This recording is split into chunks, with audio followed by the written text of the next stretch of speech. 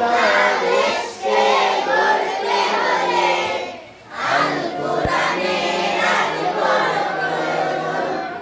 বাংলাদেশকে গড়তে হলে আল কোরআনের আজ বড় প্রয়োজন।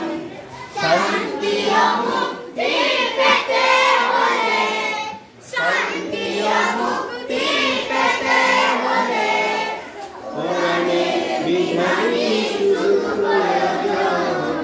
বাংলা